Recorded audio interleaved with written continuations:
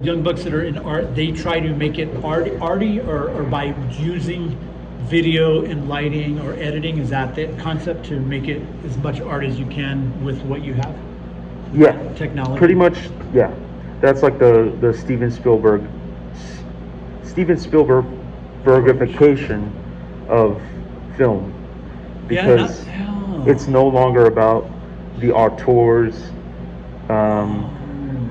cinema verite, or what are those French terms where it's like like the other one is neorealism after World War II. And mise en scène. Oh yeah. Do you know mise en scène? Yeah. Wow, that's interesting. Do you have a French film that is of the 60s, 70s that you recommend? I'd have to, yeah, that's why I wanted to rewatch. Yeah. Like to trip out on them, and the like I used to like Jean-Luc Godard, but why don't you like him anymore? Well, I guess when I did watch them, they are jagged, and I don't, I might some clips, but I guess I like sometimes in art, even if it's vain, like in Solomon Talks in Ecclesiastes, was the style of just that raw, and it doesn't have to be perfect, and just so if you see a stand of a light, but that's just my perspective, it doesn't have to be studio perfect, like the perfection. And so I kind of liked that raw approach, maybe because for me it would be harder to have to really grueling and cumbersome to be all detailed, and because in life isn't necessarily like that. Exactly. Plants grow in nature, so but that's my bias. I don't say that I'm right or anything, or pitch it on anybody. So are you still fond of that idea, or have you kind of abandoned it? But now it's the most normal thing in YouTube, so now anything goes, and if anything, it's a norm. It is the norm. So, but I would still approach it naturally. Same with John Cassavetes' films. He was in the '60s, and he did. I think they're all virtually black and white until you get to the '70s. Right. Maybe he started doing color, but he worked with raw material. Have you seen A Woman Under the I think I have. Yeah. Gina Rowland. I think I've seen part of it. You've seen it? Yeah. Wow, yeah. And some people would call them disturbing, but for me, I actually kind of, I can identify with it. It's beautiful, yeah. Yes, because it's raw emotion. It's not also trying to fake being dramatic. It's no. People really hurt. But now that is the norm. The average, 50% is the divorce rate or higher.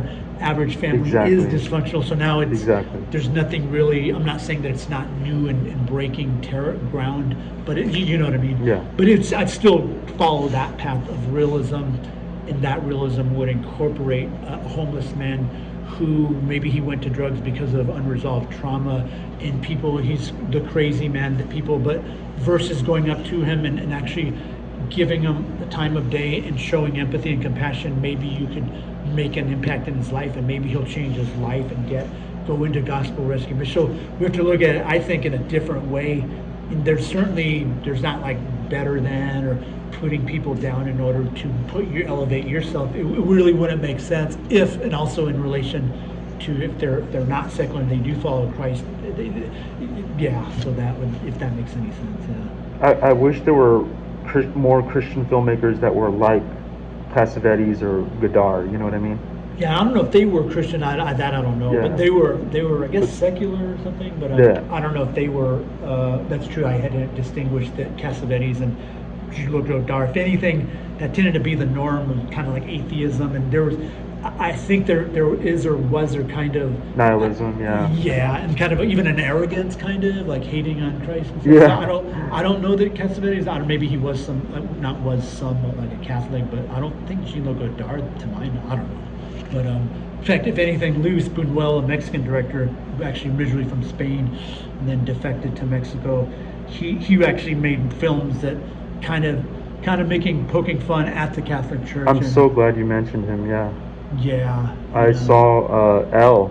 Oh wow. By him, and it blew me away because there's that scene in the church where the people are laughing at him in the church. Wow, yeah, it's been a while since and he's like super paranoid because he thinks his wife's cheating on him, and it's a whole ordeal.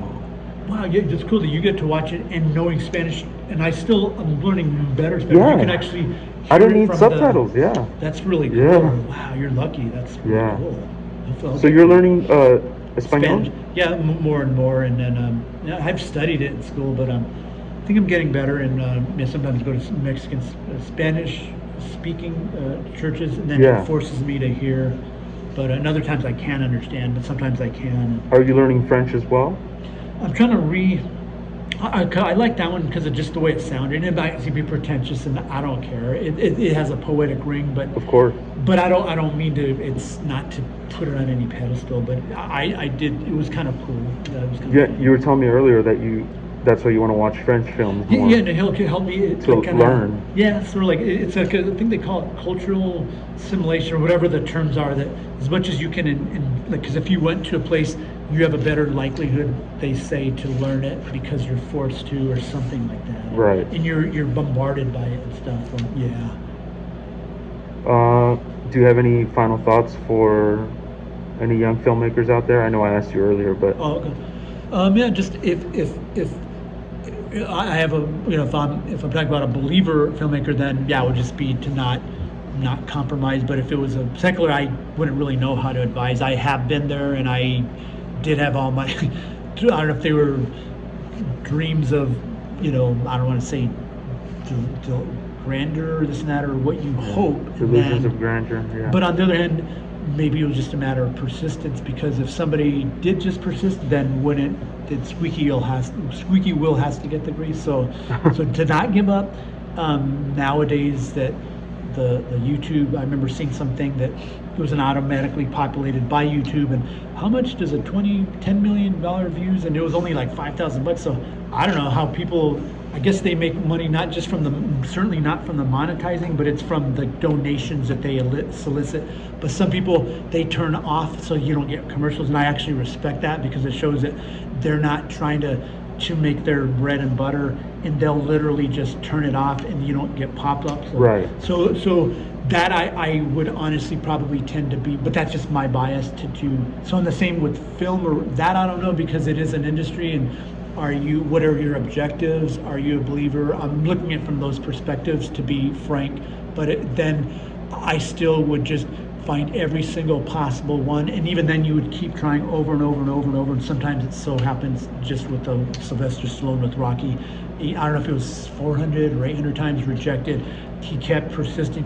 One day he finally got his breakthrough. Somebody accepted that script that I believe he wrote, and then he also ended up starring in it. And I don't know his other future work or to what extent, but at least that alone is. Yeah, Squeaky Wheel gets the grease. Yeah, and I even though I initially used to not like Sylvester Stallone, I have to respect that aspect of that tenacious, unyielding, not giving up, and it even shows in the movie itself. And Right. It's a really great film. Like there's pathos and Adrian, and it's a beautiful movie, even emotionally. Although even something as universal of a story as Rocky, it's still not for everyone. Oh, how do you mean? Yeah, because you just said you're not really like that huge of a fan of it, right? Oh, the later work of Stallone. Oh, the later. Okay, Yeah. okay. I thought there was a. Oh yeah, who Yeah. doesn't like Rocky, right? I think it won Academy Awards and everything. Yeah. I think it did. Yeah. But even then, right? Like you got these pretentious people that hate on things such as like Forrest Gump for beating Pulp Fiction at the awards or something. You know what I mean? Oh, haters and stuff. Yeah. I mean, you're not going to please everyone, right? Oh yeah. It's impossible. Yeah. So, yeah, thanks for the interview. Yeah. You're really good at this.